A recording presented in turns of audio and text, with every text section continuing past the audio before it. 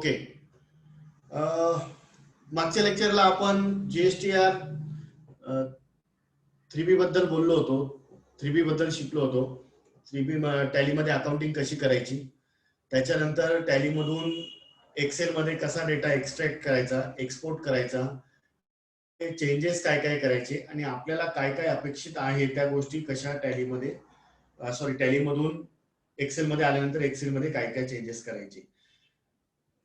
परवाचं जे लेक्चर झालं आपलं जीएसटीचं, त्यामध्ये कोणी प्रॅक्टिस करून बघितली का की काय काय केलं होतं, किंवा टॅलीचा डेटा सुद्धा टाकला होता मी आणि एक्सेलच्या फाईल्स पण टाकल्या होत्या. किती लोकांनी बघितलं, किती लोकांनी ट्राय केलं?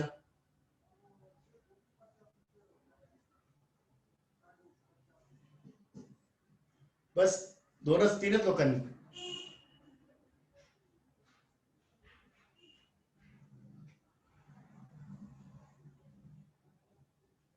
किती लोकांना त्याच्यामध्ये अडचण होत्या, काही क्वेश्चन्स त्या वर्किंग रिलेटेड?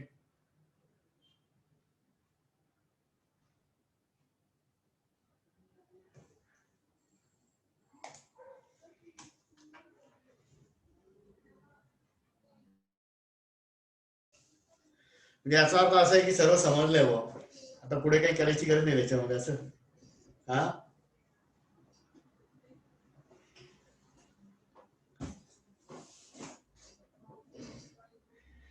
ठीक आहे. आता ते जे 3Bचा डेटा आपण तयार केला त्यालाच पुढे कंटिन्यू करू की ऑनलाईन 3Bचा फॉर्म कसा भरला जातो. ती माझी स्क्रीन शेअर करतो आणि तुम्हाला लॉग इन आयडी वगैरे कसं करतात ते दाखवतो. सर्वात आधी 1 मिनिट द्या मला, मी लॉग इन करून घेतो, कारण की सेन्सिटिव्ह इन्फॉर्मेशन आम्ही आता लॉग इन करताना यूज करेल.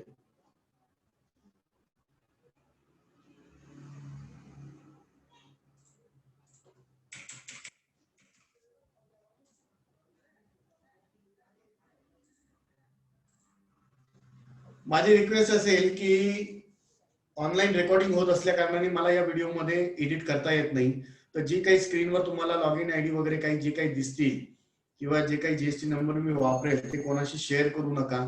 आणि हे व्हिडिओ प्रायव्हेट सर्क्युलेशनसाठी आहे. ज्यांनी रजिस्ट्रेशन केले त्यांच्याचकडे हा व्हिडिओ फाउंड गेला पाहिजे नंतर भविष्यातही. नंतर असं लक्षात आलं का हा व्हिडिओ तुम्ही दुसरीकडे शेअर केला आहे आणि कोणाकडे जर हा सापडला तर it is illegal offence as per income IT act, information technology act. तर परत रिपीट करतो की जे काही व्हिडिओ तुम्हाला शेअर केले जात आहेत ते अनऑथराइजली दुसऱ्या कोणाला थर्ड पार्टीला शेअर करू नका.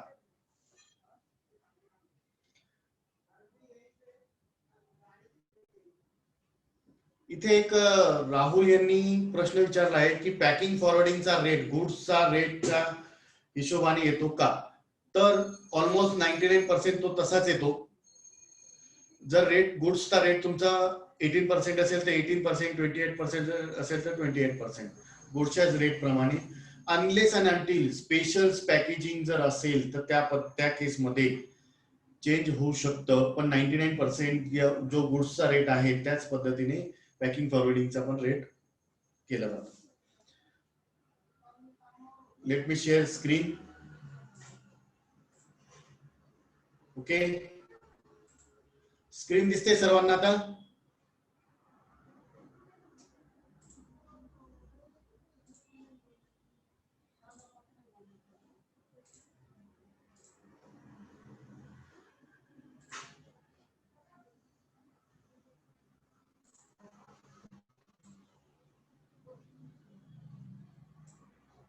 ओके,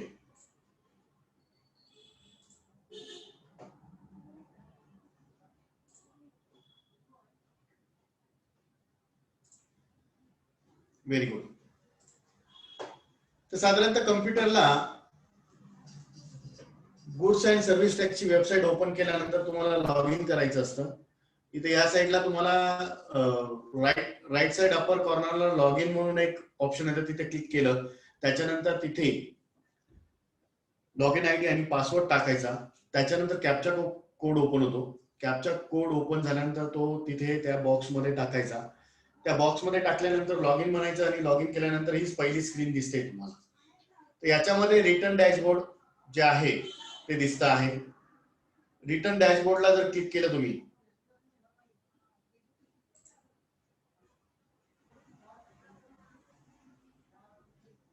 रिटर्न डॅशबोर्डला गेल्यानंतर फाईल रिटर्नची एक टेम्पलेट येते.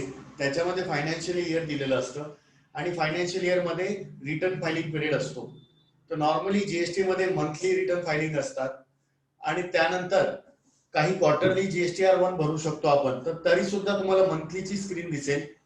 पण ज्यावेळेस तुम्ही क्लिक कराल समजा जून एंडिंग क्वार्टरला, तर जून एंडिंग क्वार्टरला क्लिक केल्यानंतर तुम्हाला इथे GSTR1 पण दिसेल आणि GSTR3B पण दिसेल. पण तुम्ही एप्रिल जर केलं तर इथे बघा GSTR1 हा अनेबल नाहीये.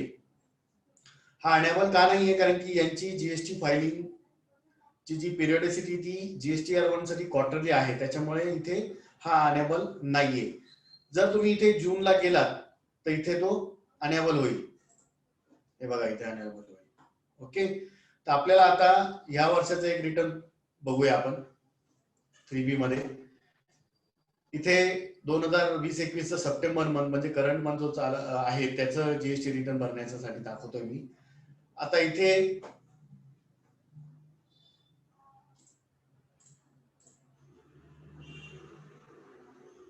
मंथली रिटर्न 3B आलाय बघा. तर इथे क्लिक केलं, प्रिपेअर ऑनलाईन आणि प्रिपेअर ऑफलाईन असे दोन ऑप्शन असतात. दोघं ऑप्शन पैकी प्रिपेअर ऑनलाईन हे बेस्ट ऑप्शन आहे. हे काही इन्फॉर्मेशन येतात, या दरवेळेस चेंजेस असतात. या लागल्यास तुम्ही स्क्रीनशॉट काढून घ्या तुमच्या एंडला. नॉर्मली काही चेंजेस असतील किंवा काही ITC बद्दल किंवा रिटर्न बद्दल काही चेंजेस असतील, काही टेम्पलेट बद्दल किंवा सॉफ्टवेअर बद्दल काही चेंजेस असतील तर ते इथे दिलेले असतात. तर याला इथे खाली येऊन ओके करायचं. जर तुम्हाला वाचायचं असेल तर प्रॉपर वाचून घ्यायचं तुम्ही. हा व्हिडिओ जेव्हा शेअर होईल त्यावेळेस इथे पॉज करून ह्या सगळ्या स्क्रीन तुम्ही वाचून घेऊ शकता. मी याचा स्क्रीनशॉट काही घेत नाही, जास्त वेळ थांबत नाही.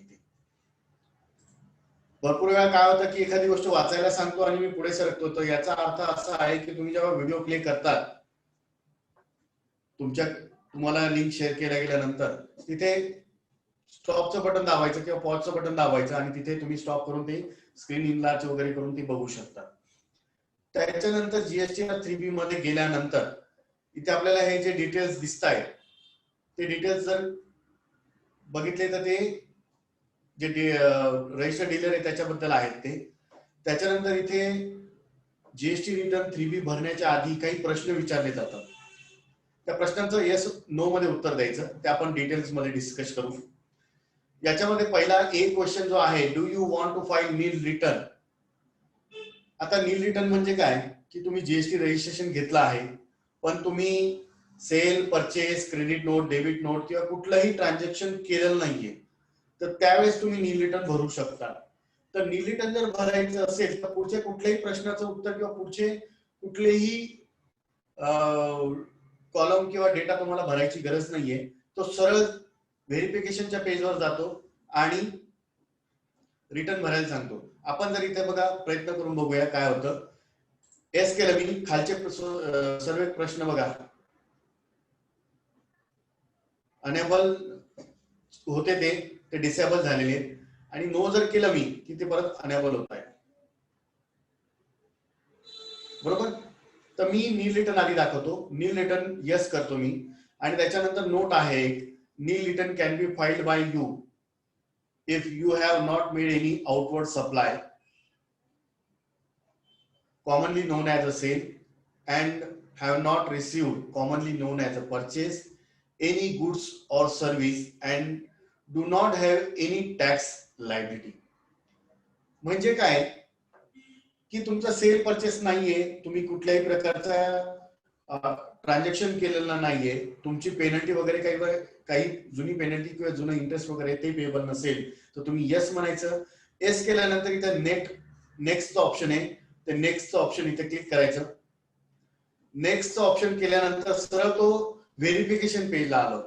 व्हेरिफिकेशन बघा इथं I hereby solemnly affirm and declare that the information given hereby above true and correct to the best of my knowledge and belief, nothing have been concealed thereof. म्हणजे इथे तुम्ही शपथ घेताय की आम्ही जे काही दिलेलं आहे ते बरोबर आहे. तिथे क्लिक केलं की इथे नाव येईल. ते नाव केल्यानंतर तुम्हाला इथे 3 ऑप्शन येतात. Preview, draft, GSTR3B. तो आपण डाउनलोड करून बघून घेऊया काय कसा दिसतो तो. हे बघा, GSTR3B हा असा दिसतो. मी हा शेअर करेलच तुम्हाला. मी डाउनलोड करून ठेवतो तुमच्यासाठी आणि नंतर शेअर करेल मी काही चेंजेस करून त्याच्यामध्ये.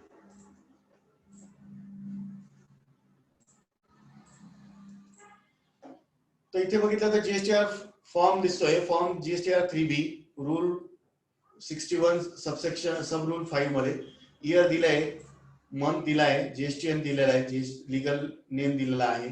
त्याच्यानंतर tax on outward and reverse charge हे सर्व आपण बघूया. पण काय काय कॉलम असतात त्याच्यासाठी तुम्ही हे 3 पेज रेफर केलेच पाहिजे काय काय असतात. ओके,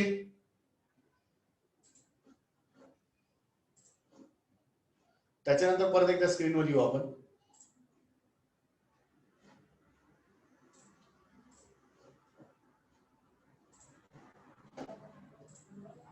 इथे तुम्ही DSC जर लावली, डिजिटल सिग्नेचर, आणि ती इथे रजिस्टर जर केलेली असेल, इथे DSC रजिस्टर करायची. क्लिक केल्यानंतर इथे तो विचारेल आणि पुढची प्रोसेस करायची. आपण हे रिटर्न झाल्यानंतर एकदा ते पण बघूया. तर समजा तुम्ही DSC रजिस्टर केली असेल तर DSC थ्रू तुम्ही GST रिटर्न फाईल करू शकता. EVC इलेक्ट्रॉनिक व्हेरिफिकेशन कोड तुमच्या मोबाईल नंबर किंवा मेल आयडी वर येतो. तो इथे क्लिक केला की तो सुद्धा करू शकता तुम्ही.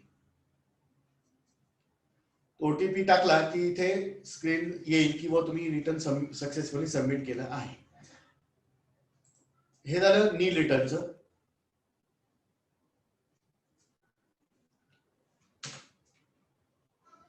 पुन्हा एकदा आपण डॅशबोर्ड वर जाऊ. इथे डॅशबोर्ड आहे बघा. डॅशबोर्डला गेल्यानंतर फाईल रिटर्न. फाईल रिटर्न मध्ये आपण 20-21 पिरियड घेतला. ऑगस्ट घेऊया. ऑगस्ट मध्ये इथे 3B येत आहे. आता तुम्हाला लक्षात आलं असेल की पहिल्या स्क्रीनवर आलोय आपण. तर इथे जर बघितलं तुम्ही तर येस केलं, इथे मी नो करतो. आता नो केल्यानंतर त्यांनी प्रश्न बी विचारलाय. Have you made any supply of goods service including nil rated, exempted and non GST supplies or received any supplies liable to reverse charge during the tax period? Table number 3.1. Table number 3.1 म्हणजे हा पुढे जर return आपण next करून जाऊ तिथे table number 3.1 असणार आहे. तर त्याच्यामध्ये हे डिटेल सगळे टाकायचे. थोडक्यात सांगतो की यांनी विचारलं की तुम्ही सेल आणि sale whether it is exempted, nil rated, non GST supply जर असेल तर तिथे यस करायचं आहे. आपण एक, आणि सप्लाय रिव्हर्स चार्ज जर असतील तर ते सुद्धा येस करायचं. आपण इथे येस करू कारण की आपल्याला सर्व कॉलम बघायचे डिटेलमध्ये. त्याच्यानंतर हॅव यू, सी नंबरचा क्वेश्चन आहे, have you made any interstate supply to unregistered person, composition taxable person और union UN holder? Have you made any interstate supply to unregistered person? आता इंटरस्टेट सप्लाय म्हणजे काय की दोन राज्यांमध्ये जर बिझनेस होत असेल, सेल परचेस ट्रान्झॅक्शन होत असेल तर त्यावेळेस तुम्हाला यस करायला लागेल. पण इथे तुम्ही लक्ष दिलं तर इथे अनरजिस्टर्ड डीलर सांगितलंय त्यांनी. अनरजिस्टर्ड म्हणजे काय की त्यांनी GST मध्ये नंबर घेतलेला नाही. त्यांना जर काही सेल केला असेल तर इथं येस करायचं. आपण सध्या आता येस करू. जर तुम्ही केला नसेल तर सरळ नो करायचा. म्हणजे काय होतं, इथे नो केला ना की तो पुढे जाऊन कुठलाही कॉलम दिसत नाही. तुम्ही जर येस केला तर याच्यासाठी सेपरेट कॉलम 3B मध्ये दिसतो. त्याच्यानंतर do you have any claim reversal of input tax credit, it means ITC on purchase of goods or receipt of services, table number 4. तर ITC जर तुमच्याकडे असेल त्या पिरियड मध्ये तर तिथे येस करायचं. त्याच्यानंतर have you received any nil rate, exempt और non GST supply during this tax period? तर तिथे टेबल 5 मध्ये डिटेल्स टाकायचे आहेत. आतापर्यंत आपण पहिले 2 बघितले तर त्याच्यामध्ये पहिले 3 बघितले, त्याच्यामध्ये पहिले 2 सेल्सशी रिलेटेड होतं. तिसरा जो डी आहे तो ITC म्हणजे इनपुट परचेसशी रिलेटेड आहे. त्याच्यानंतर परत ई प्रश्न जो आहे तो have you received any nil rated exempted or non GST supplies. तर जर तुम्ही विदाउट जीएसटी बिल रिसिव्ह केलं असेल, विदाउट जीएसटी परचेस केलं असेल, एक्झम्प्टेड असेल जीएसटी मधून किंवा नॉन जीएसटी सप्लाय जर तुम्ही रिसिव्ह केला असेल whether it is services or goods, तर ते येस करायचं. त्याच्यानंतर एफ प्रश्न आहे, do you have any interest or late fee including carry forward late fees liability. Table number 5(1). मी इंटरेस्टिंग गोष्ट सांगतो. जीएसटी मध्ये काय आहे की जर तुम्ही मागचं रिटर्न जर उशिरा भरलं असेल तर त्या रिटर्न मध्ये तुम्हाला पेनल्टी लागत नाही. त्याच्याशी जी रिलेटेड पेनल्टी आहे ती पुढच्या पिरियड मध्ये दिसते. म्हणजे काय, आता यांनी जो प्रश्न विचारलाय F, do you have any interest or late fee including carry forward late fee liability. म्हणजे मागील काही रिटर्न जर तुम्ही उशिरा भरले असतील, लेट भरले असतील, तर त्याची जी पेनल्टी आहे ती इथे येते. तर आता आपण सध्या येस करू. जर सिस्टीम कॅल्क्युलेटेड पेनल्टी जर असेल तर इथे तुम्हाला येसच ऑप्शन इथे जसं आहे ब्लॅक मध्ये ते ऑटोमॅटिक इथेही होऊन जातं. इथे काय होतंय की आता यांचे रिटर्न रिअरली टाइमली गेले आहेत, त्याच्यामुळे मला इथे येस नो त्याने विचारलं आहे, त्याच्यामुळे मी येस म्हणतो. आणि do you have any tax liability due to GST trans 1 system calculated table 6. आता ट्रान्स 1 काय होता थोडक्यात सांगतो, याच्यावर जास्त डिस्कस करण्याचा अर्थ नाही, कारण की ट्रान्स 1 ऑलमोस्ट बंद झालेला आहे. 99.99% मध्ये केसेस मध्ये हा ट्रान्स 1 डिसेबल झालेला आहे. ट्रान्स 1 मध्ये काय होतं की आधी जीएसटीच्या आधी वॅट, सर्व्हिस टॅक्स किंवा एक्साइज होतं, त्याच्याशी रिलेटेड काही लायबिलिटी किंवा आयटीसी जर असेल तर त्याचा जर क्लेम करायचा असेल तर तुम्हाला काही स्पेसिफिक पिरियड मध्ये जीएसटी ट्रान्स 1 हा जीएसटीच्या साईटवर भरायचा होता. तर त्याच्याशी रिलेटेड काही पेनल्टी जर असेल किंवा जे काही आयटीसी रिव्हर्स करणं आहे किंवा क्रेडिट घेणं आहे त्याच्याशी रिलेटेड काही ट्रान्झॅक्शन असेल तर इथे येस करायचं, अदरवाईज नो. आता हा फॉर्म डिसेबल झालाय त्याच्यामुळे इथे सिलेक्शनला काही चान्सेस नाही आपला.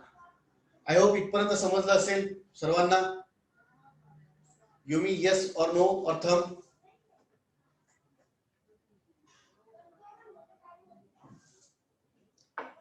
Please fast. आणि मी जेव्हा एखादा येस नो चा प्रश्न विचारतो मी एक्सपेक्ट करतो की सर्वजण मला रिप्लाय देतील. फक्त 2-4 लोकांनी रिप्लाय देऊन टाकलं म्हणजे असं नाही, प्रत्येकाकडे रिप्लाय आला पाहिजे.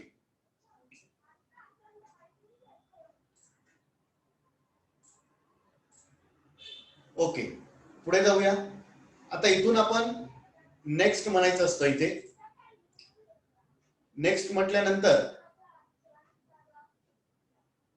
इथे काही इन्स्ट्रक्शन दिलेले आहेत.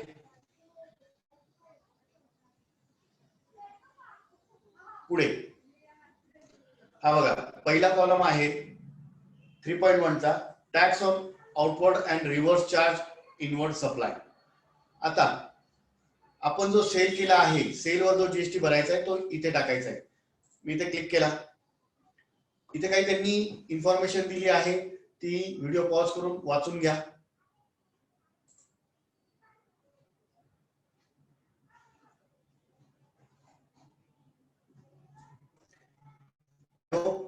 आता सर्वांना ही स्क्रीन दिसत असेल. 3.1 detail of outward supply and inward supply liable to reverse charge. तुम्हाला इथे हेल्प म्हणून एक बटन दिसतंय, तुम्ही हेल्प वर क्लिक केला तर तुम्हाला इथे हेल्प मध्ये पाहिजे ती इन्फॉर्मेशन मिळून जाईल. काय काय टाकायचंय, काय नाही टाकायचं, इथे काय घ्यायचं आहे, तर हे एकदा वाचून घ्या.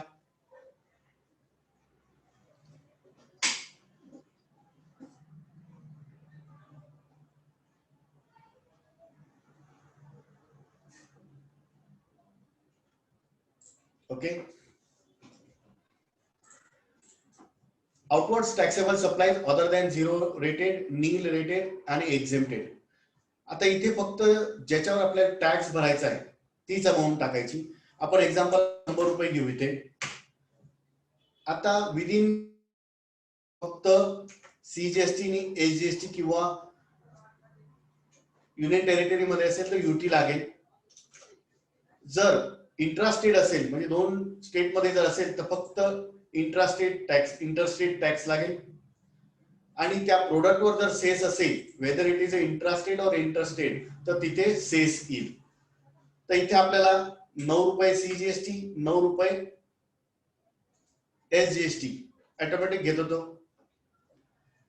त्याच्यानंतर सेस समजा आपण 1 रुपया टाकायचा आहे, समजा एक एक्झाम्पल घेतलं आपण की सेस टाकायचं आपल्याला. आणि महत्वाचं म्हणजे आपण जे वर्किंग केलं आहे त्याची टोटल इथे आली पाहिजे. आपण एक काम करूया, मी फाईन की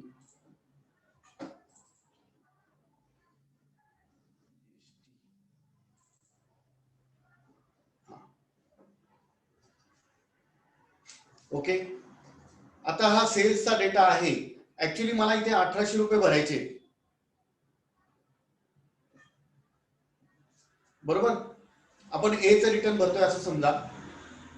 मला इथे 1800 रुपये पेबल येत आहे. पण मला जेव्हा 3B मध्ये हा पहिला कॉलम जेव्हा भरतो मी, तर इथे मला टोटल लायबिलिटी किती आहे ती डिक्लेअर करायची आहे. तर इथे 1 लाख रुपये आहे, सॉरी 1,10,000 रुपये आहे. तर इथे 1,10,000 घेतली. माझा सेल्स पूर्ण मंथचा सेल माझा, त्याच्यावर जीएसटी आहे 9,900. मी इथे 9,900 घेतलं. त्याच्यानंतर आउटवर्ड टॅक्सेबल सप्लाईज, आता इथे 0 रेटेड सांगितलेलं आहे. तर 0 रेटेड जे आहे आणि त्याच्यावर जर टॅक्सेबल सप्लाईज असतील तर ते इंटरस्टेट टॅक्सेस मध्ये येतात किंवा त्याच्यावर सेस असते. याच्यामध्ये सेंट्रल सीजीएसटी किंवा एसजीएसटीचं मॅटर येत नाही. त्याच्यामुळे इथे जास्ती वेळ आपण घालवणार नाही, कारण की हे कमी ट्रान्झॅक्शन असतात. त्याच्यामुळे याच्यावर जास्ती मी काही भर देत नाही. त्याच्यानंतर आउटवर्ड सप्लाय नील रेटेड और एक्झेम्प्टेड. नील रेटेड किंवा एक्झेम्प्टेड जर असेल तर इथे टाकायचे आहेत. याच्यावर टॅक्स येत नाही, त्याच्यामुळे इथे पुढे कुठलाही कॉलम दिला नाही त्यांनी. त्याच्यानंतर inward supply liable to reverse charge. Liable to reverse charge normal काय असतं की सेलरने परचेसर कडनं जीएसटी कलेक्ट करायचा आणि तो गव्हर्नमेंटला भरायचा. पण रिव्हर्स चार्ज मध्ये काय असतं की सेलरने परचेसरला माल सेल करायचा पण जीएसटी घ्यायचा नाही, तो जीएसटी परचेसरने गव्हर्नमेंटला पे करायचा. तर या केसमध्ये जर आपल्याला जीएसटी पे करायचा असेल एखाद्या परचेसवर तर तिथे अमाऊंट टाकायची. आणि नॉन जीएसटी आउटवर्ड सप्लाय, तुम्ही अशा कुठल्या गोष्टी विकत असाल की ज्याच्यावर जीएसटी लागत नाही किंवा अशी कुठली सर्व्हिस देत असाल की ज्याच्यावर जीएसटी लागत नाही, ती गोष्ट इथे टाकायची. आता माझ्याकडे फक्त आउटवर्ड सप्लाय आहे, 1,10,000चा बेसिक सेल केलाय मी. त्याच्यावर मला 9,900 सीजीएसटी आणि 9,900 एसजीएसटी लागणार. मी इथे कन्फर्म केलं. कन्फर्म केल्यानंतर मी परत फ्रंटला येतो. फ्रंटला आल्यानंतर परत इंटरस्टेट सप्लाय म्हणजे विदिन द इंटरस्टेट सप्लाय म्हणजे महाराष्ट्राच्या बाहेर काही सेल केलं असेल तर ते. मग इथे मी क्लिक करेल. इथे क्लिक केल्यानंतर मला तो प्लेस ऑफ सप्लाय विचारेल.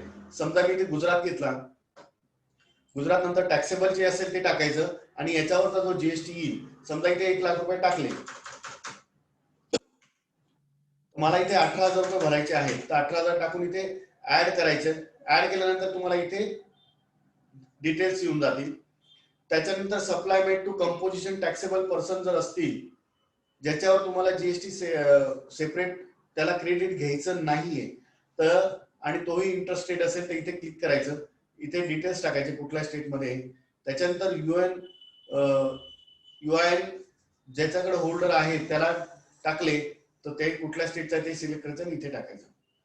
आता मला इथे डेटा टाकता येणार नाही जास्ती, त्याच्यामुळे मी हा डेटा रिमूव्ह करतो. परत मी बॅक येतो. इथे कन्फर्म करून पुढे जायचं. त्याच्यानंतर इलिजिबल आयटीसी टेबल नंबर 4 मध्ये गेल्यानंतर तुम्ही जर बघितले तर इथे डिटेल्स मिळतील तुम्हाला की कशावर आपल्याला आयटीसी मिळणार आहे. तर पहिला कॉलम आहे इम्पोर्ट ऑफ गुड्स. इम्पोर्ट जर काही गोष्टी केल्या असतील तुम्ही किंवा इम्पोर्ट ऑफ सर्व्हिस असेल आणि त्याच्यावर जर तुम्हाला आयटीसी जर मिळत असेल तर त्या आयटीसीची इथे अमाऊंट टाकायची. लक्षात घ्या सेल्स मध्ये आपल्याला बेसिक सुद्धा टाकावी लागली होती आणि टॅक्स डिटेल्स पण टाकावे लागले होते. पण इथे टेबल 4 मध्ये आयटीसी इलिजिबल मध्ये तुम्हाला फक्त टॅक्सचे अमाऊंट टाकायचे आहे, बेसिक अमाऊंट टाकायच्या नाही. तर तुमच्याकडे इम्पोर्ट ऑफ गुड्स झालं असेल किंवा इम्पोर्ट ऑफ सर्व्हिस झालं असेल तर त्याच्यावरचा जो आयजीएसटी आहे तो सेस त्या गोष्टी टाकायच्या इथे. Inward supply liable to reverse charge other than 1 and 2 above. आता काय होतं, जेव्हा आपण रिव्हर्स चार्ज घेऊ त्यावेळेस आयटीसी पण घेऊ आणि आयटीसी मध्ये जे आपण रिव्हर्स चार्जच्या अगेन्स्ट जीएसटी जो भरलाय तो नेक्स्ट पिरियड मध्ये आपल्याला त्याचा आयटीसी घेता येतं.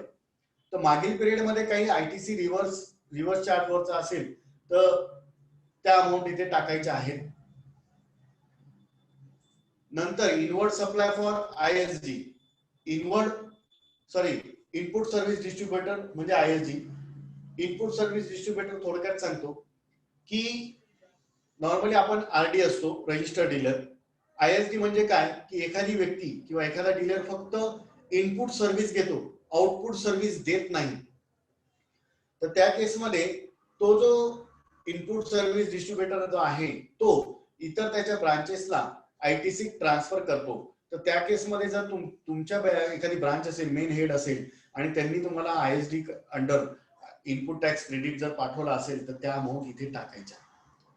आयएसडी हा मोठा विषय आहे, त्यासाठी पूर्ण होल क्लास घ्यावा लागेल 1.5 तासाचा 2 तासाचा, आणि तो काय एवढा इम्पॉर्टंट नाही ऍज पर बेसिक और डे टू डे वर्क मध्ये.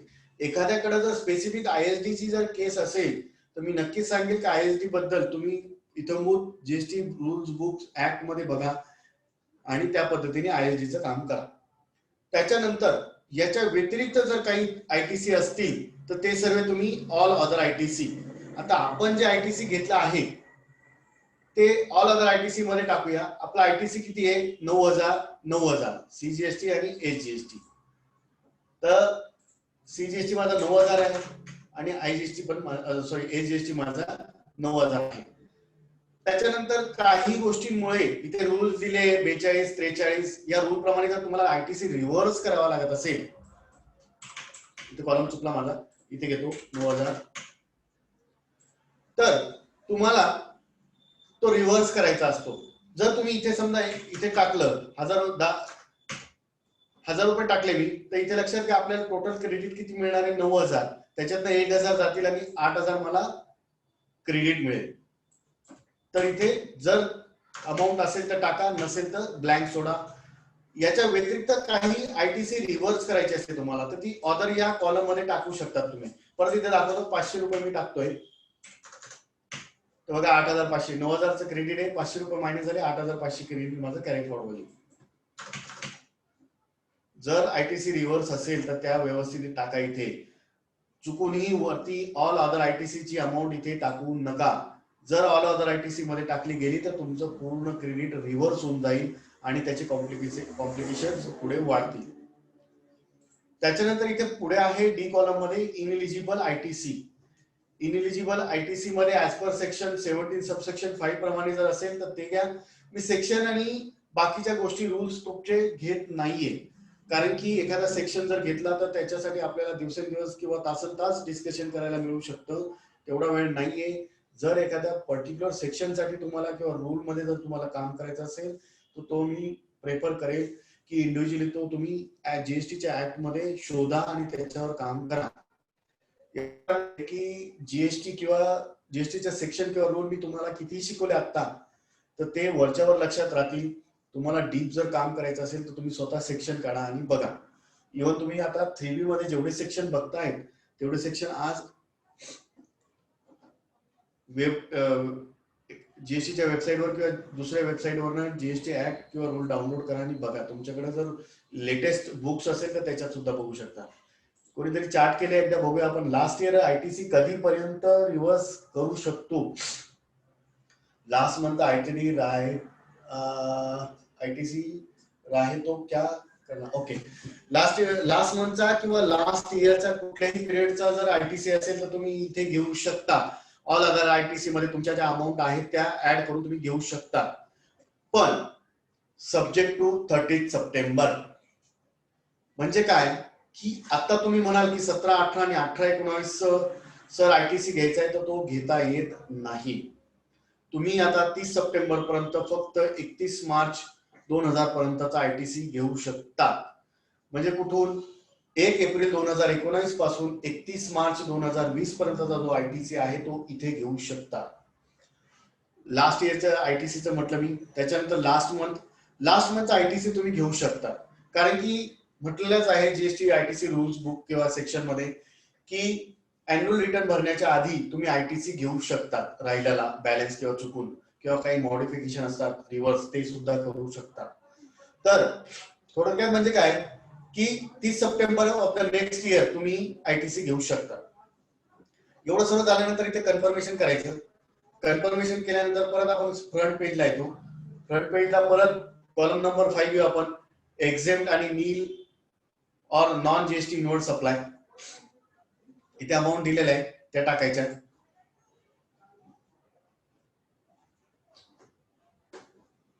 इथे पण तुम्हाला काही वाटलं तर तुम्ही हेल्प विचारू शकता.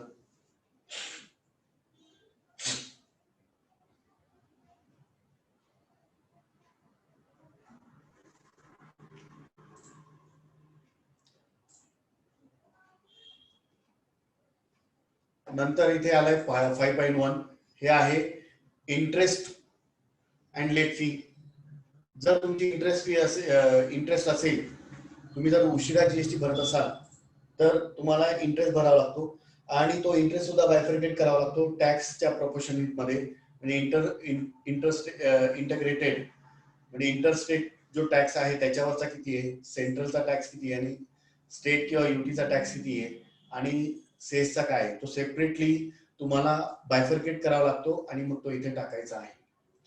त्याच्यानंतर लेट फी जर असेल तर सिस्टीम ऑटोमॅटिकली इथे कॅल्क्युलेट करते आणि ती घेते. हे सर्व झाल्यानंतर इथे सेव्ह बटन असतं, सेव्हला क्लिक करा. सेव्हला क्लिक केल्यानंतर आपलं जे 3B रिटर्न आहे ते सक्सेसफुली झालेलं आहे. इथे तुम्हाला प्रिव्ह्यू जर करायचा असेल तर प्रिव्ह्यू ड्राफ्ट जीएसटी 3B करायचं. इथे एक पीडीएफ डाउनलोड करतो, ती ओपन केली की तुम्हाला परत जे काय आपले डेटा भरला आहे तो सर्व दिसेल. हे पण एकदा मी परत शेअर करेन. आता सेव्ह करून घेतो मी इथे.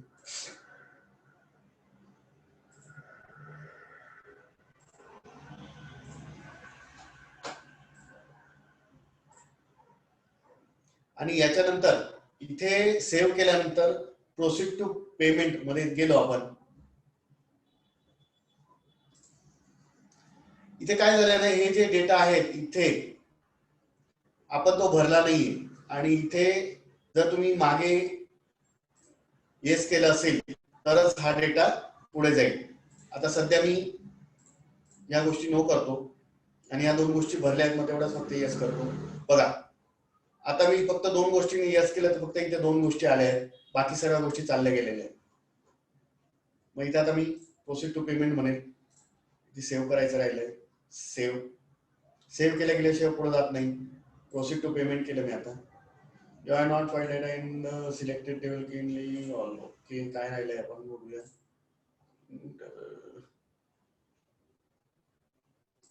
रिमूव्ह केलंय कॅन्सल.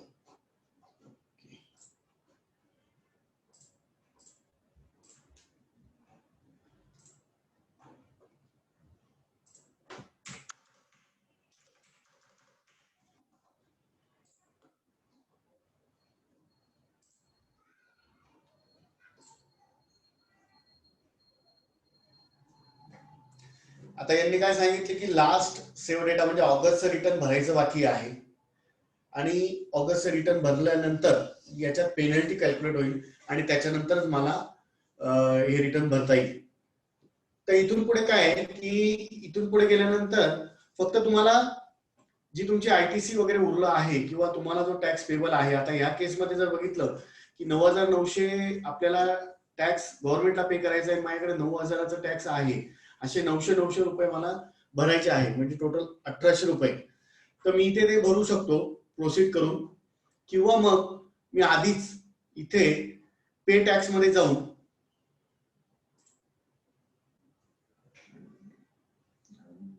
पे टॅक्स मध्ये गेल्यानंतर तुम्हाला विचारता येते की क्रिएट चलन, नवीन चलन क्रिएट करायचंय. आता मला जर 900 रुपये भरायचे CGST आणि SGST, तर मी इथे 900 करतो बघा. इथे आले 1800 रुपये. 1800 रुपयानंतर मी इथे ई पेमेंट करेल. ओव्हर द काउंटर 10,000च्या आतमध्ये जर असेल तर ओव्हर द काउंटर तुम्ही कॅश पे करू शकता. तर या बँकेत जाऊन तुम्ही भरू शकता, किंवा ई पेमेंट जर केलं तर ऑनलाईन पेमेंट जनरेट होतं. आणि NFT RTGS जर करायचे असेल तर इथे तुम्ही बँकेचं नाव टाकायचं. NFT RTGS वर जर केलं तर इथे रेमिटिंग बँक, म्हणजे तुम्ही कुठल्या बँकेत हे इथे NFT करणार आहात. नॉर्मली या बँका आहेत, या बँकांच्या थ्रू, म्हणजे या बँकांमध्ये तुमचं जर अकाउंट असेल तर तुम्ही इथे त्या बँकांना सिलेक्ट करू शकता. समजा माझं इथे सिटी बँक नाही, स्टेट बँक घेतो सरळ सोपी.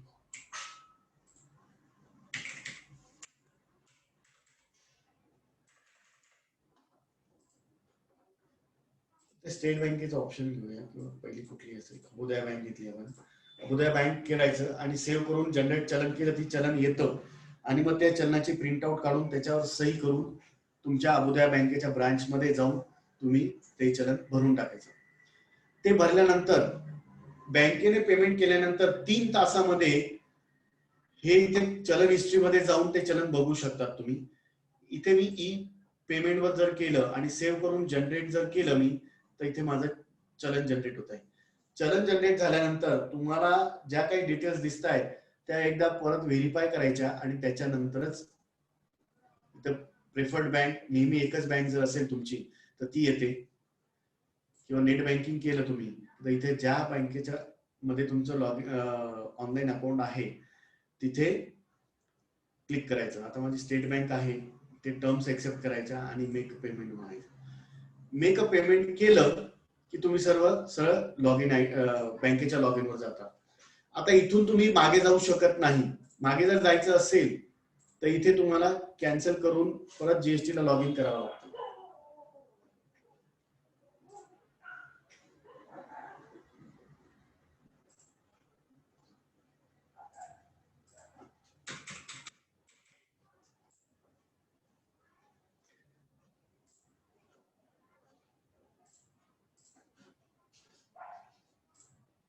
स्क्रीन शेअरिंग थोडं स्टॉप केलं तुम्ही, कारण की डेटा टाकायचा होता.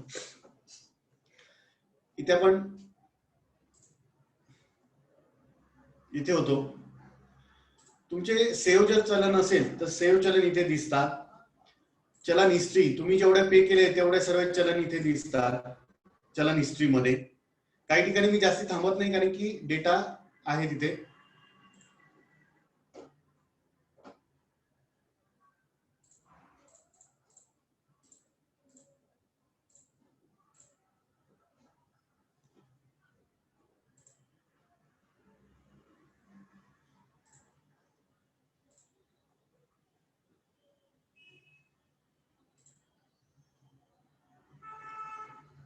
प्रोसीड टू पेमेंट केल्यानंतर इथे पुढे काही इन्स्ट्रक्शन येतात, ते एकदा वाचून घ्या. नॉर्मल आहेत ते इन्स्ट्रक्शन.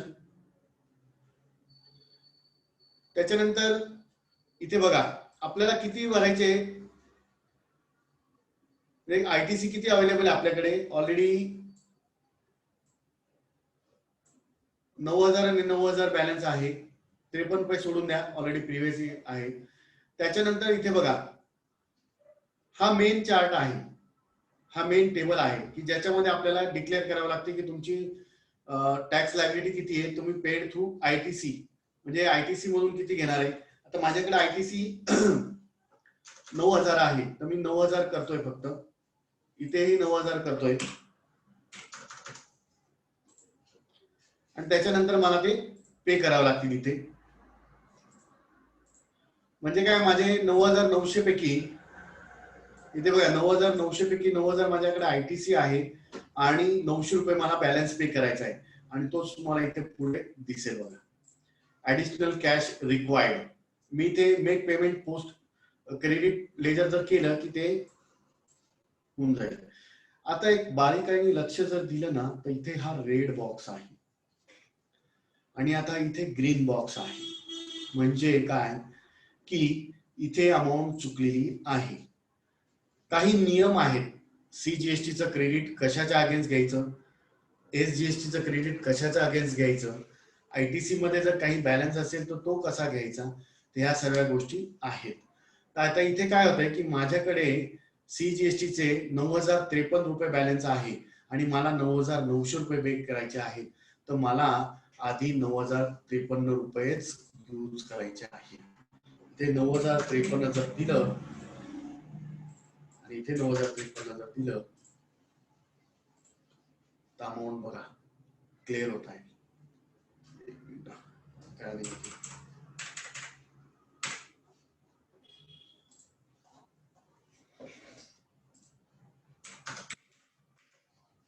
काही टेक्निकल प्रॉब्लेम येतोय इथे, परत जाऊया बॅकला जाऊन, परत प्रोसीडला जाऊया आपण.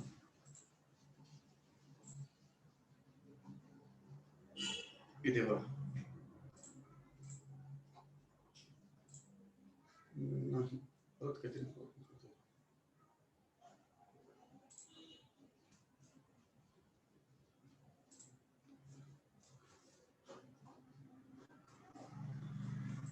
Back, let's see back, proceed.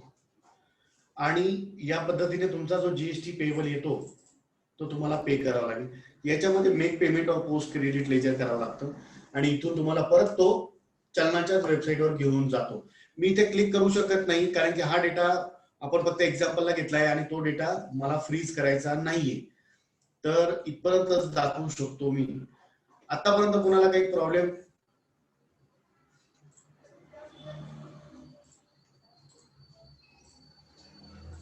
O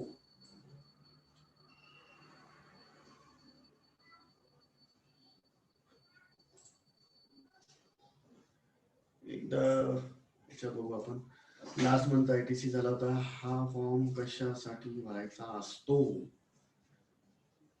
sir? किती टेक जीएसटी आणि एसजीएसटी लागला आहे? हा आपण एक एक्झाम्पल घेतलाय की 18% जीएसटीचा रेट घेतलाय आपण. त्याच्यानंतर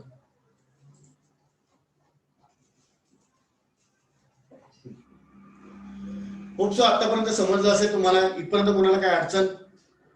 जर फास्ट वाटत असेल तर मी सांगेल की प्रत्येकाने हा व्हिडिओ 2दा 3दा बघा.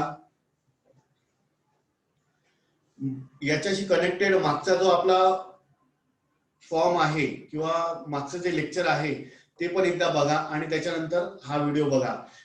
मागचा व्हिडिओ आणि हा व्हिडिओ हा 2, 4, 5 वेळा बघितलाच गेला पाहिजे, त्याशिवाय तुम्हाला कॉन्फिडन्स येणार नाही.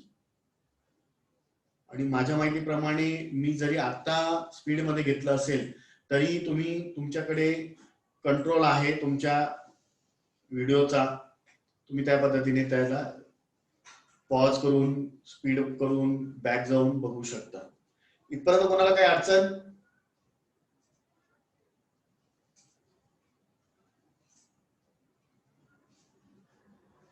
ओके. इंटरेस्टिंग प्रश्न. लेट फी किती असते? आता लेट फी ही जेव्हा जीएसटी आला होता त्यावेळेस 200 रुपये पर डे, 100 रुपये पर डे असं सांगण्यात आलं होतं. पण नंतर ते कमी करण्यात आलं. 50 रुपये per day, 20 rupees per day असं करण्यात आलं. आता कोविडमध्ये त्यांनी असं सांगितलं, कोविडमध्ये लॉकडाऊन असल्या कारणाने जीएसटी वेबसाईट, जीएसटी रिटर्न भरायला त्रास होत होते, काही प्रोसेस करायला त्रास होत होत्या. त्याच्यामुळे त्यांनी काय सांगितलं की जीएसटी रिटर्न लेट जर झालं तुमचं तर काही तुमचं ट्रान्झॅक्शन असतील, सेल, परचेस, आयटीसी रिव्हर्स किंवा काही लेट फी वगैरे असेल मागची जुनी, तर तुम्हाला 500 रुपये पर मंथ लागेल. आणि जर नील रिटर्न असेल, काहीच ट्रान्झॅक्शन नाही, तर तुम्हाला 0 रुपये लेट फी लागेल. Am I clear? Yes or no?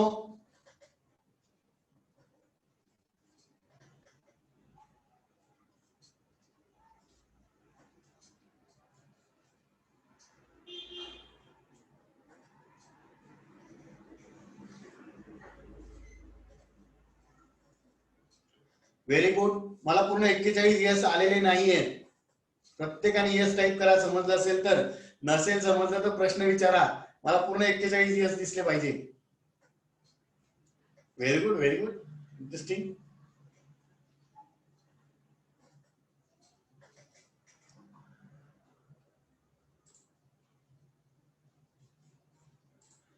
एक 2 मिनिटाचा ब्रेक घेऊया आपण, 2-5 मिनिटं. आतापर्यंत आपण जे शिकलो आहेत ते एकदा रिवाईज करा तुम्ही. काही अडचण बघून घ्या.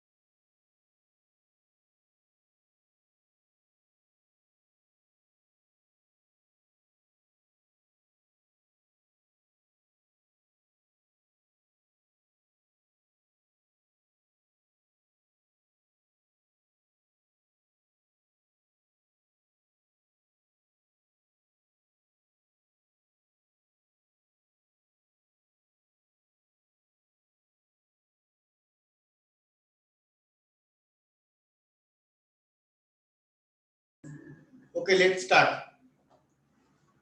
मी आता पुढे GSTR1 घेणार होतो, पण विषय असा आहे, what is the interest rate and how to calculate interest, असा प्रश्न विचारला आहे की नॉर्मली 15%, 18%, 24% जीएसटी इंटरेस्ट लागतं, पण त्याला क्रायटेरिया आहे की किती दिवस लेट झाले. तर त्याचा मी चार्ट लवकरच शेअर करेल आणि त्या पद्धतीने आपण त्याच्यावर डिस्कस करूया. नॉर्मली काय असतं की जितके दिवस लेट झाले त्याच्यावर 18% इंटरेस्ट लागतं असं समजूया.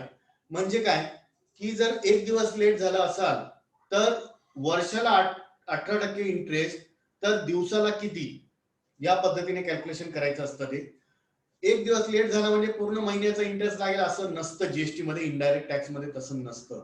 डायरेक्ट टॅक्स मध्ये असतं तसं की एक दिवस जरी लेट झाला तरी पूर्ण मंथचं इंटरेस्ट लागेल.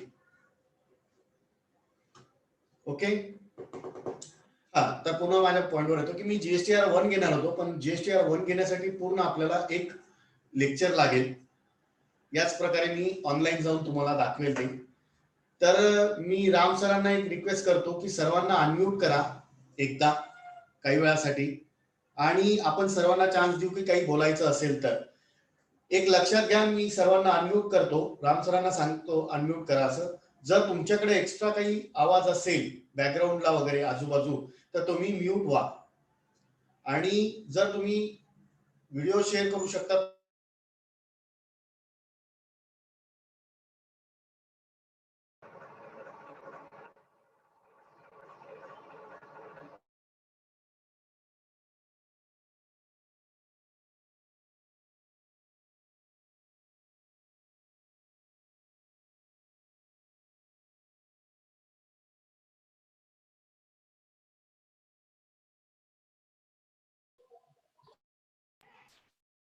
ज्याला बोलायचंय त्यांनी अनम्यूट करा स्वतःला.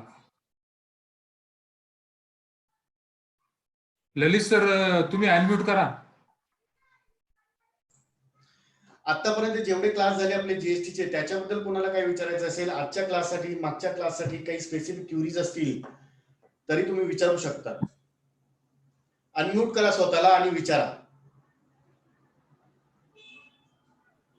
आवाज येतो आय थिंक आता सर्वांना.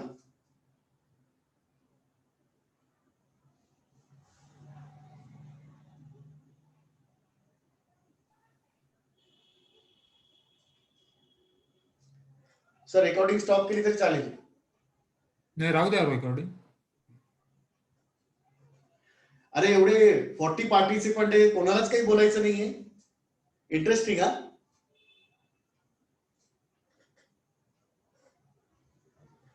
आतापर्यंत समजलं किती आहे, किंवा स्पीड वाढतोय सर, स्पीड कमी करायचा जास्ती करायचा, त्याबद्दलही बोलू शकता तुम्ही.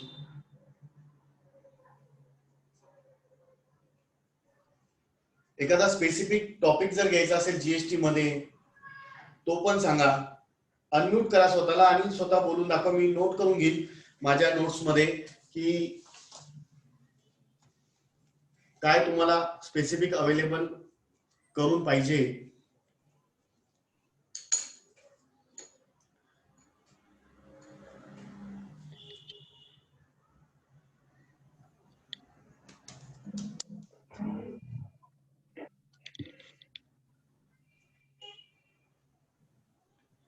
नाही, आवाज येतोय ना सर्वांना?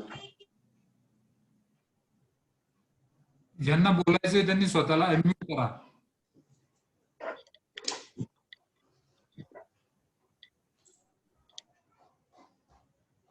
काय नाही, लवकर लवकर बोला, नाही तर काय मी इथून सर्वांना अनम्यूट करायला सुरुवात करेल आणि प्रत्येकाला विचारेल की यार कसं काय वाटतंय तुम्हाला क्लास बद्दल, लेक्चर बद्दल, स्पीड, काही स्पेसिफिक प्रश्न आहे का? हेलो, हाँ बोला. खुशियों का स्वागत करने हो जाओ तैयार. हाँ सर, पवार सर आणि डावरे सर, आपण दोघं पण खूप चांगलं एक्सप्लेन करताय. थँक्यू. हॅलो. पण मला असं वाटतं की ज्यावेळेस आम्ही प्रॅक्टिस करल त्याच वेळेस हे जास्त प्रभावी होईल. कसं असतं माहिती का सर, ह्या ज्या गोष्टी आहेत या रिपिटेशननेच तुम्हाला अनुभवणी होतील किंवा तुमची.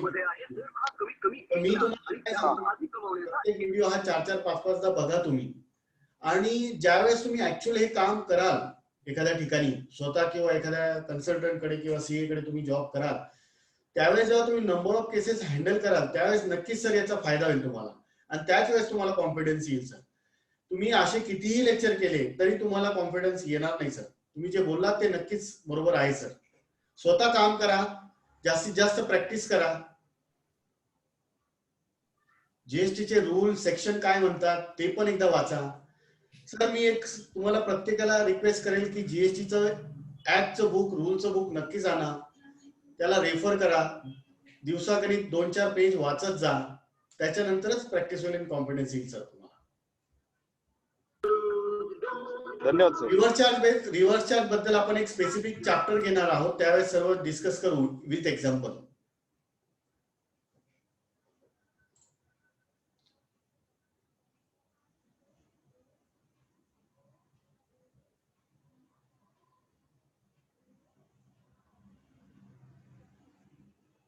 सर, एखाद्या वेंडरने जीएसटी भरला नाही, त्याची जीएसटी लायबिलिटी किती आहे हे कसं कळेल? नाही, हे तुम्हाला नाही कळू शकत. तुमची लायबिलिटी तुम्हाला कळू शकते, पण समोरच्याची किती लायबिलिटी आहे, त्याने किती भरली याची डिटेल्स तुम्हाला मिळणार नाही अनलेस अँड अंटिल त्याने तुम्हाला त्याचं लॉगिन आयडी पासवर्ड जर दिल्याशिवाय किंवा त्याने जे रिटर्न भरले त्याची जी कॉपी आहे पीडीएफ ची ती शेअर केल्याशिवाय तुम्हाला नाही कळणार.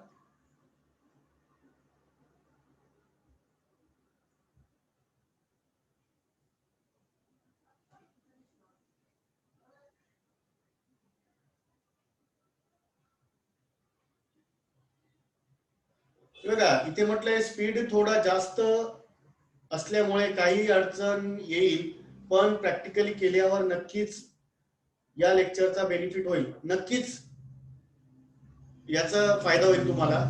मी स्पीड का वाढवतो किंवा माझा स्पीड नॉर्मल का ठेवतो, कारण की प्रॉब्लेम काय होता ना की आपण 1-to-1 इंटरॅक्शन करत नाही.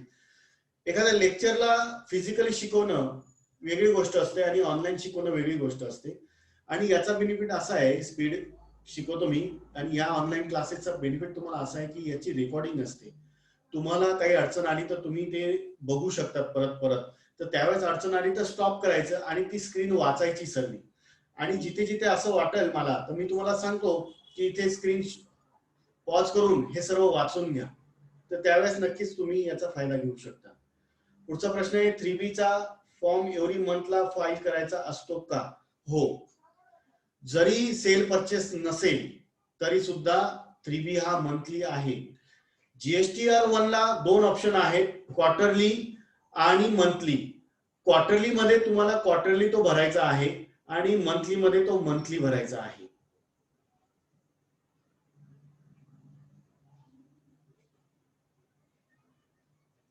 मी मुद्दामून एखादा टॉपिक घेत नाहीये, नाहीतर ठीक आहे, चला रिव्हर्स चार्ज घेऊन टाकूया आपण एक्सेलच्या माध्यमाने.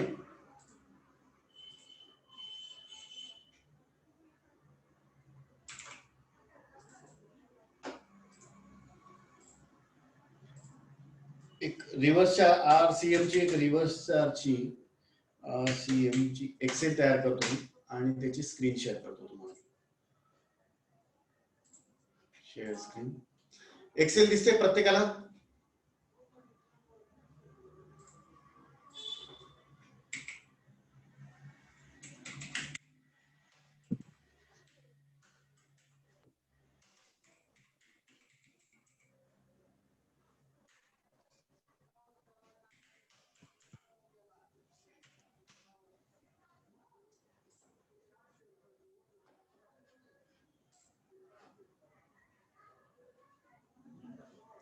ओके, स्क्रीन दिसते. या केसमध्ये काय होतं, सेलर ए आहे आणि बायर बी आहे. फॉरवर्ड चार्ज मध्ये काय असतं की ए कलेक्ट करेल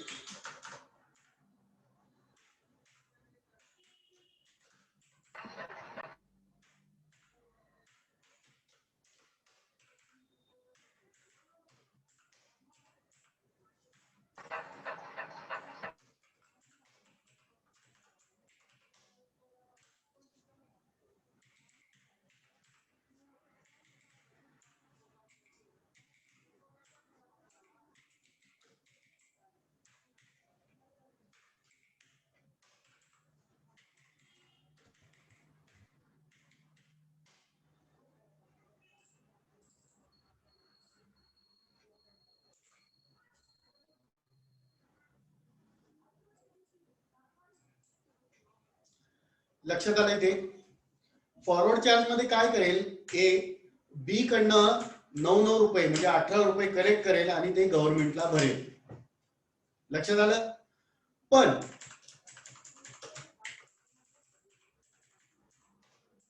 रिव्हर्स चार्ज मध्ये काय होईल, आरसीएम म्हणतात त्याला.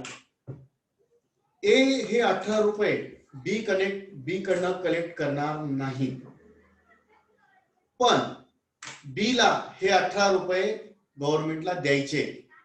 मग परचेसर जेव्हा गव्हर्नमेंटला त्याने परचेस केलेल्या गुड्सवर किंवा सर्व्हिसेसवर जीएसटी भरतो, तर त्याला म्हणतात आरसीएम. परत एकदा शॉर्ट मध्ये सांगतो. फॉरवर्ड चार्ज मध्ये सेलर परचेसर कडनं जीएसटी कलेक्ट करतो आणि तो गव्हर्नमेंटला भरतो.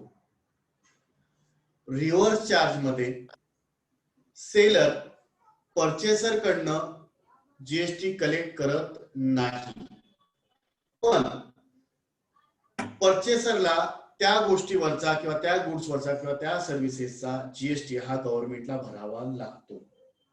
त्याला म्हणतात RCM. Am I clear?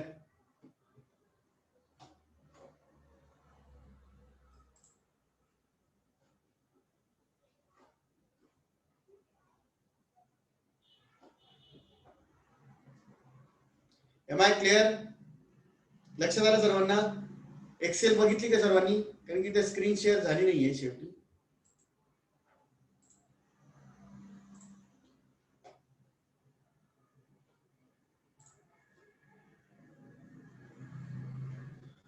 RCM vendor कसे आयडेंटिफाईड होणार? आरसीएम वेंडर असे आयडेंटिफाईड होणार नाही. तुम्हाला लक्षात ठेवावं लागेल की कुठल्या कुठल्या गोष्टीवर आरसीएम लागतो. इन शॉर्ट मी तुम्हाला सांगतो. ट्रान्सपोर्ट सर्व्हिस, माझी फॅक्टरी आहे आणि मी एखाद्या व्यक्तीकडनं जर काही परचेस केलं, समजा मुंबईमधून, त्या मुंबईच्या माणसाने माझ्याकडे 1 लाख रुपयाचं मटेरियल पाठवलं. 1 लाख रुपयाचं मटेरियल पाठवल्यानंतर मला ट्रान्सपोर्टला 1000 रुपये लागले. ट्रान्सपोर्टला किती लागले? 1000 रुपये. तर ट्रान्सपोर्टरला जीएसटी मी द्यायचा आणि मग तो गव्हर्नमेंटला भरेल. हा झाला फॉरवर्ड चार्ज. पण ट्रान्सपोर्ट मध्ये जर मी स्वतः प्रायव्हेट लिमिटेड, पार्टनरशिप फर्म किंवा इतर एंटिटी असेल, तर त्या 1000 वरचा जीएसटी मला भरावा लागेल. तर काही अशा गोष्टी आहेत की ज्याच्यावर आरसीएम भरावा लागतो. मी प्रयत्न करेल की ते एका छोट्या स्क्रीन मध्ये बसवायचा आणि किंवा नॉर्मली ज्या डे टू डे लाईफ मध्ये ज्या आरसीएम लागतो त्या मी तुम्हाला शेअर करून टाकेल. Normally GTA, goods transport service, ही आरसीएम खाली येते. त्याच्यानंतर वकील, एखाद्या वकिलाची सर्व्हिस जर एखाद्या कंपनीने किंवा एखाद्या प्रायव्हेट लिमिटेड कंपनीने घेतलं, तर वकिलाची जी सर्व्हिस आहे त्यावर तुम्हाला आरसीएम भरावा लागतो. त्याच्यानंतर काही टॅक्सेबल सर्व्हिसेस तुम्ही इम्पोर्ट केल्या, म्हणजे बाहेर देशामधून जर तुम्ही सर्व्हिसेस घेतल्या, तर त्याच्यावरचा जीएसटी आपल्याला आरसीएम खाली भरावा लागतो. अशा काही गोष्टी आहेत की ज्याच्यावर आरसीएम भरावा लागतो. त्याच्यानंतर बिल्डर जर 1% किंवा 5%चा बेनिफिट घेत असेल, तर त्याने जे युआरडी परचेस केला आहे त्याच्यावरचा जो जीएसटी आहे तो त्या बिल्डरला भरावा लागतो. कंपोजिशन डीलर मध्ये जर आपण बघितलं की कंपोजिशन डीलर ने जर युआरडी परचेस केला तर त्याच्यावर आरसीएम भरावा लागतो. इथे पुढचा प्रश्न आहे, yes it may be due to purchase from URD. Exactly.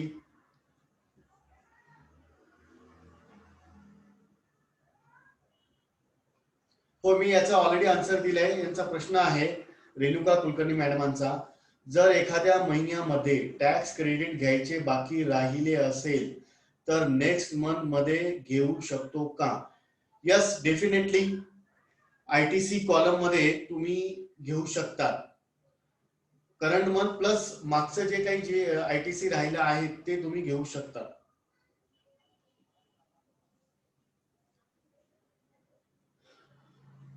अजून काही कोणाला विचारायचं आहे, काही शेअर करायचं आहे?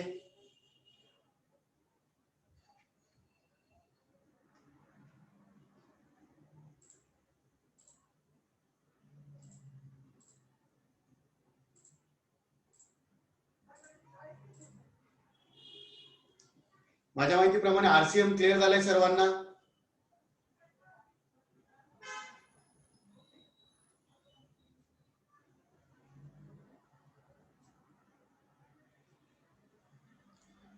इथे सर्व्हिस प्रोव्हायडर मध्ये सगळ्यांना आयटीसी घेता नाही येत ना? बरोबर. एक शॉर्ट फॉर्म मध्ये सांगतो, आयटीसी मध्ये हे स्पेसिफिक घेणार आहे आपण. तुम्ही जी सर्व्हिस देताय ना त्या सर्व्हिसला लागणाऱ्या ज्या ज्या गोष्टी आहेत, इट मे बी गुड्स और इट मे बी सर्व्हिसेस, त्यांचा आयटीसी घेऊ शकता. पण त्याच्या व्यतिरिक्त जर काही गोष्टी असतील तर त्याच्यावर तुम्हाला आयटीसी घेता येत नाही.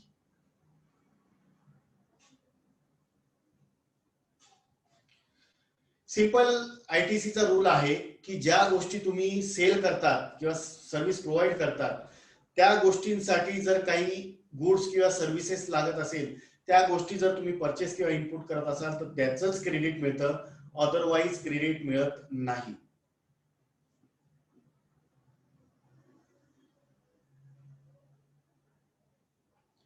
नाही, आय थिंक रेडिओ वगैरेचा आवाज तर मला तर येत नाहीये किंवा कोणाला येत नाहीये. प्लीज तुमच्या एंडला चेक करा ते. अमृता मॅडम.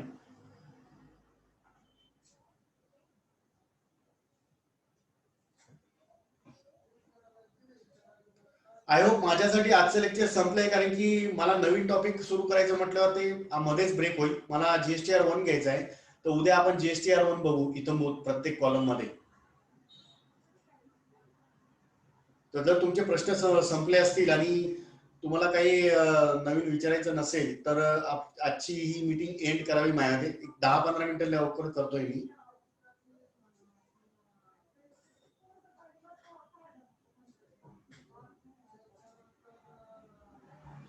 हो, रजिस्ट्रेशन केलं असेल तर तुम्हाला नील रिटर्न भरावंच लागेल. इथे प्रश्न विचारला आहे मीनाक्षी मॅडमांनी, रजिस्ट्रेशन केलं असेल आणि ट्रान्झॅक्शन नसतील तर नील रिटर्न कंपल्सरी भरायचं असता का? येस, जीएसटी मध्ये नील रिटर्न सुद्धा ड्यू डेटच्या आधी भरावं लागतं. जर रिटर्न भरले नाही ड्यू डेट मध्ये तर तुम्हाला लेट फी भरावी लागेल. आणि जीएसटी मध्ये असं आहे की आधीचे रिटर्न भरावं लागतात, त्याच्यानंतरच पुढचे रिटर्न भरता येतात. मध्येच रिटर्न भरा आणि नंतर मागचे राहू दे असं करता येत नाही. पुढचा प्रश्न आहे, एखाद्या बिल एंट्री मध्ये दाखवून सीजीएसटी आयजीएसटी टाकला गेला असेल आयजीएसटीच्या ऐवजी तर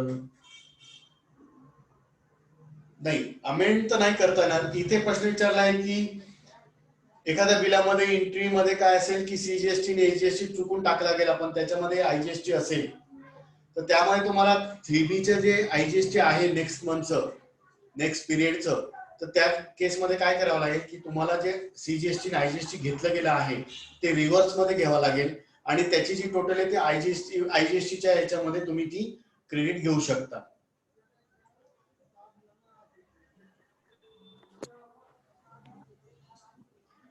सर, पुढचा प्रश्न इंटरेस्टिंग. सर, मी कोविड फॅमिली प्लॅनचा प्रीमियम पेड केला तर त्याचे आयटीसी घेता येईल का? नाही, no.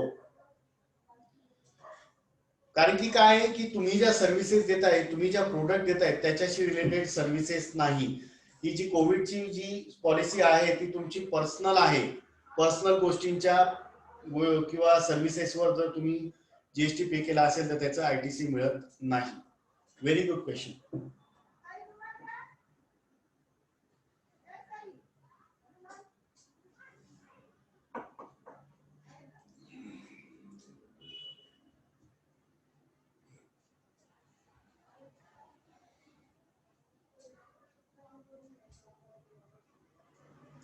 How is GST charged on item given free of charge with chargeable item? Chaitali madam, याच्याबद्दल ना आपल्याला डिटेल डिस्कशन करावं लागेल. तुमचा प्रश्न थोडा अर्धा आहे, तुम्ही जरा प्रॉपर द्याल का? त्याच्यानंतर पुढचा आहे सेज झोनला जीएसटी अप्लाय होईल का? सेज मध्ये टिपिकल सेज साठी वेगळे चॅप्टर आहेत, तर सेज ऍप्लिकेबल आहे. आणि त्याचा स्पेसिफिक तुम्ही काय हायपोथेटिकल इथे क्वेश्चन क्रिएट करून चालणार नाही. सेज साठी जर तुम्ही सर्व्हिसेस देत असाल किंवा घेत असाल तर त्या सर्व्हिसेस काय कसल्या आहेत त्या सर्व अनालिसिस करून तुम्हाला सेजच्या रिलेटेड सर्व्हिसेसवर किंवा गुड्सवर जीएसटी भरावा लागेल.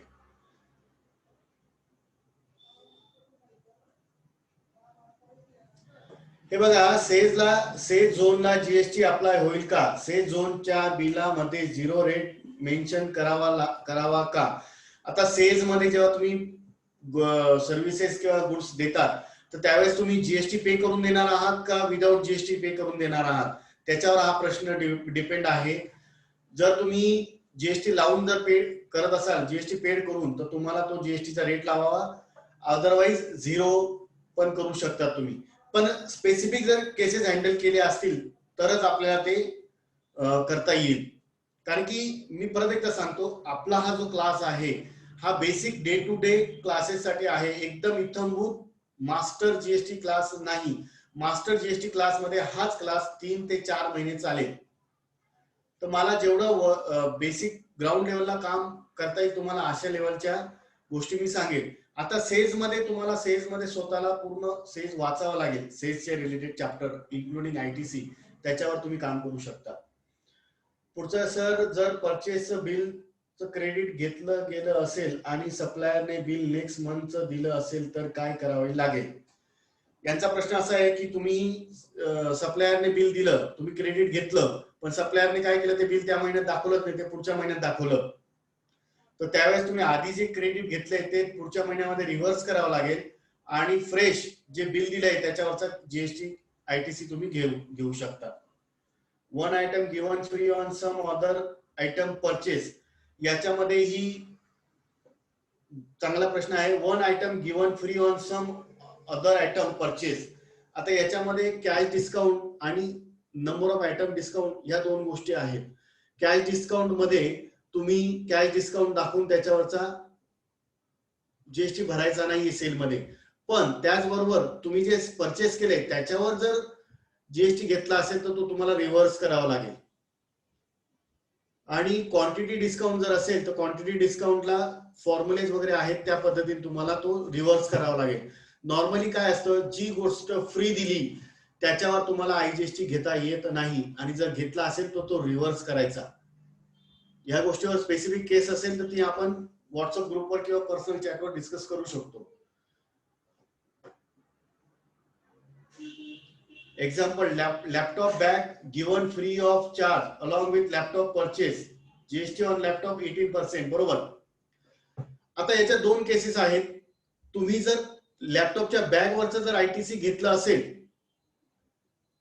तर ते बिलामध्ये लावून तो जीएसटी त्याच्याकडनं कलेक्ट केला असं दाखवून त्याच्यावरचा जो आयटीसी घेतलाय बॅगवरचा तो तसाच गव्हर्नमेंटला परत जाऊ शकतो, किंवा बॅगवरचा जो आयटीसी आहे तो रिव्हर्स करायचा तुम्ही.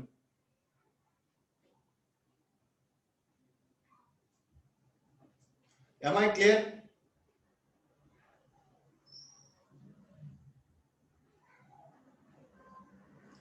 जर तुम्ही बॅगचा आयटीसी घेत असाल तर तुम्हाला तो आयटीसी बिलामध्ये दाखवून, म्हणजे आयटीसीच्या रिलेटेड बिलामध्ये दाखवून तुम्हाला तो रिव्हर्स करावा, म्हणजे पे करून घ्यावा लागेल.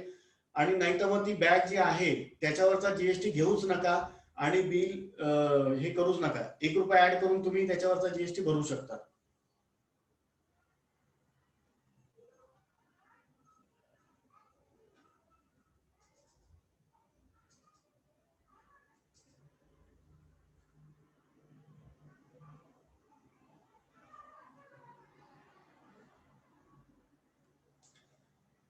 रेणुका कुलकर्णी मॅडमांनी एक इंटरेस्टिंग प्रश्न विचारला आहे.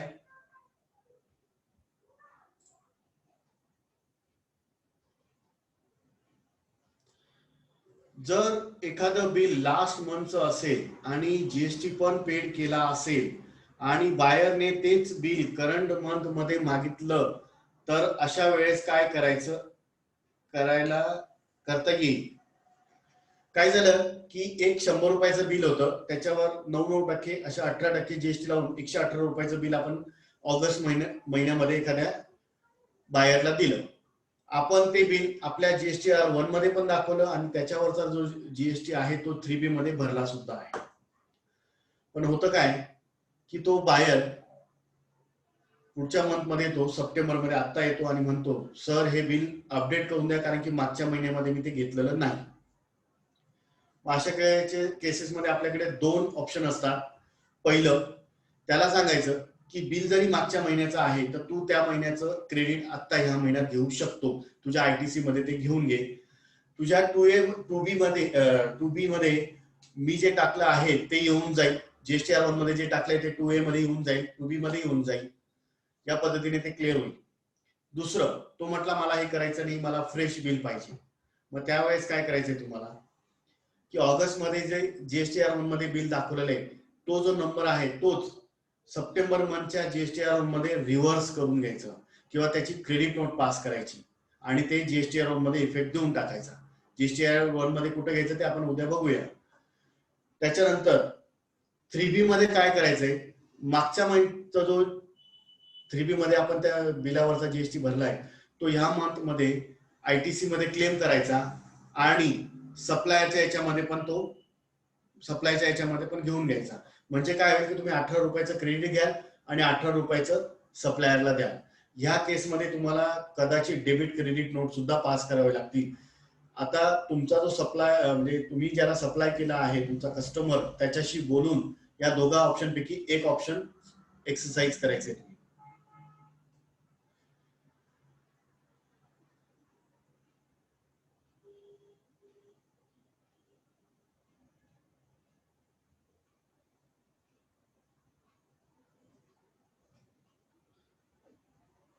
प्लीज एक्सप्लेन अगेन म्हटलंय तर आपण याच्यावर आहे ना पर्सनल चॅटवर पण डिस्कस करू शकतो कारण की हा केस टू केस डिपेंड विषय आहे आणि एकदा डिस्कस करूया आपण. Please WhatsApp me.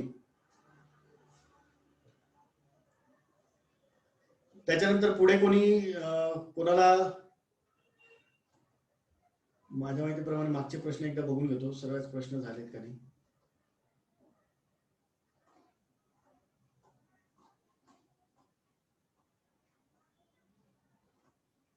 ओके, माझ्या माहितीप्रमाणे सर्वच झालेले आहे. कोणाला काही स्पेसिफिक प्रश्न आहेत का अजून?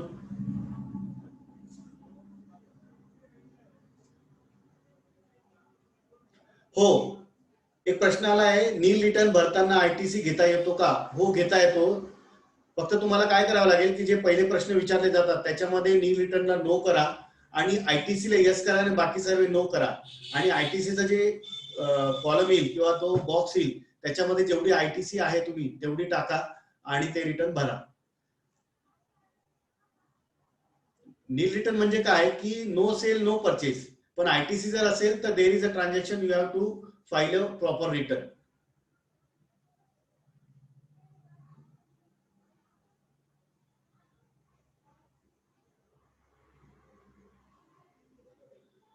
नाही, मी सुनील इलेंना सांगेल की हे मी सजेस्ट नाही करणार, इट्स नॉट गुड प्रॅक्टिस आणि मी त्यांचा प्रश्नही जरा नॉट गुड आहे. Is GST leviable on renting of property? हो, इंटरेस्टिंग प्रश्न आहे. GST leviable on renting of property personal use साठी जर असेल तर जीएसटी लागणार नाही, पण कमर्शियल यूज जर असेल तर जीएसटी लागतो इन नॉर्मल. आणि त्यातल्या त्यात काय की ज्याने रेंटवर दिलंय त्याचा जर जीएसटी नंबर असेल तर त्याने त्याच्या रिटर्न मध्ये ह्या गोष्टी नमूद केल्या पाहिजे. नॉन जीएसटी सर्व्हिस किंवा नॉन जीएसटी मध्ये दाखवायचं. पण समोरचा जर प्रॉपर्टी बिझनेससाठी वापरत असेल तर याने ती जीएसटी लावायची आणि जीएसटी रिटर्न मध्ये ते दाखवायचं सुद्धा.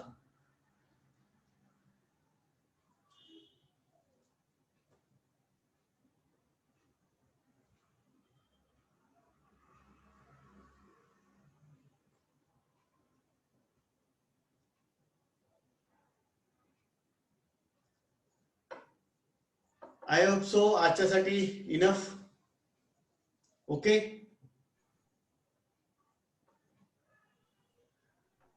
रेंटल प्रॉपर्टीला किती जीएसटी असतो? 18%. नॉर्मली सर्व्हिसेसला आहे ना 18% स्टँडर्ड पकडूनच चालायचा, unless and until you have specific service. Normally 18% आहे सर्व सर्व्हिसेस आहे ना. आणि गव्हर्नमेंटला जर तुम्ही देत असाल तर त्याच्यामध्ये ऑप्शन आहे 5% आणि 12%चं. तर लँडशी रिलेटेड जर सर्व्हिसेस असतील तर ते 5% आणि नॉन लँड रिलेटेड जर सर्व्हिसेस असतील तर 12%. आणि उरलेल्या माझ्या माहितीप्रमाणे सर्व सर्व्हिसेस 18% ने आहे.